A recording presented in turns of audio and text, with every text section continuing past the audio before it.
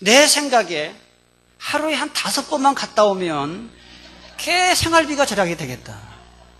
왜냐하면 생필품을 많이 주니까. 그러면서 한편으로 과연 믿지 않는 사람들이 이런 거를 받으면서 예수 믿어야 되겠다는 마음이 들 것인가? 저는 그건 부정적이에요. 참 교회들 돈이 많으니까. 참 교회들 돈이 많으니까 이게 막 주는구나. 이렇게 뭐 고마워하지 않고 받는 사람이 아마 대부분이 아닌가. 우리 이 교회에 가장 가까운 이 옆에 지금 아파트 짓고 있는 거 아시죠? 이 대우 푸르지오 아파트가 올 10월에 이제 입주 시작합니다.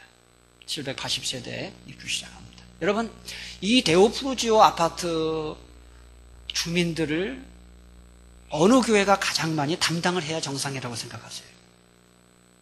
우리 교회죠. 아멘이십니까? 우리 교회가 담당해야 되는데, 제가 질문할게요. 가만히 있어도 올까요? 안 와요. 절대 오지 않습니다. 그래서 우리가 전도를 해야 돼요. 여러분, 혹시라도 지금까지 우리 교회에 출입을 하면서 이 대우 푸르지오 아파트를 보면서 저분들을 우리 교회가 앞으로 전도를 해야 되겠구나, 그런 마음을 한 번도 품지 않았다면 그 사람은 간첩이에요. 우리 교회 교인 자격이 없어요. 어떻게 우리 교회 다니면서 이 아파트를 보면서 저분들을 어떻게 우리가 우리 교회로 전도할까, 이런 마음이 한 번도 안 들었다. 이게 간첩이지 뭐예요. 그러면 저는 말할 것도 없잖아요. 저분들을 어떻게 전도할 것인가. 물론 그 중에 믿는 분도 있고 안 믿는 분도 계실 텐데 어떻게 전도할 것인가 고민이 많아요. 그런데 제가 거부하는 방식은 뭐냐면 퍼주기식, 무조건 막 후라이팬 주고 막 그거 그게 막 휴지 막 이만큼씩 박스로 주고 막, 그거는 반대예요. 그거는 퍼주기만 하지 아무 효과 없어요. 그리고 성경적도 아니고. 그러나 그렇다고 해서 가가지고 그냥 물 한 모금도 주지 않으면서 전도할 수 없잖아요. 지금처럼 우리 교회에서 매일 지금 여기 커피 전도하는 참 좋은 일이잖아요. 뭐 그 접촉점이 있어야 되잖아요. 그 정도는 하되. 그래서 지금 제가 생각하는 것이 설교시들을 많이 만들어 놓은, 2000장을 만들어 놓은 이유가 그겁니다. 복음이 들어가야 된다. 그래서 교회를 정하지 못했거나 또 예수 믿지 않는 사람들에게 딱 보면, 대화를 해보면 말씀을, 이 복음을, CD를, 설교 CD를 줘야 할지 안 줘야 할지 딱 판단이 서요.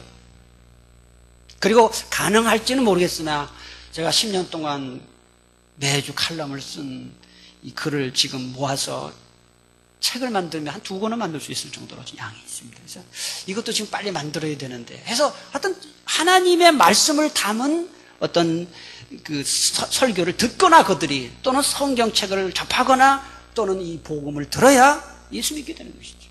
개인적으로 여러분들이 전도할 때도 그냥 퍼주기식의 전도가 되지 않는다는 걸 항상 기억하시고, 어떻게든 성경을 준다든지 설교 CD를 준다든지 복음이 들어가야 그가 예수 믿게 된다는 사실을 믿으시기를 바랍니다.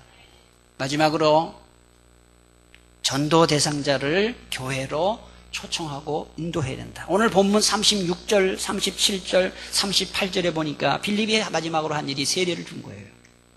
36절, 38절 세례를 줬습니다. 요즘식으로 말하면 교회로 데리고 온 거예요. 여러분, 교회를, 세례를 어디서 줍니까? 교회에서 주지 않습니까? 우리가 전도할 욕심에 만나자마자 처음부터 교회 나가자 서두르면 여교가 나는 것이죠. 그러나 반대로 때가 충분히 되었는데도, 충분히 친하게 되었고 충분히 마음이 열렸는데도 교회 나갑시다, 예수 믿읍시다, 그 말을 안 한다면 그건 안 되는 거죠. 화장품 장수가 화장품의 좋은 점에 대해서 고객에게 아주 막 열심히 설명을 했어요. 그리고 마지막으로 할 일이 뭡니까? 한번 써보세요. 권면을 해야 되잖아요.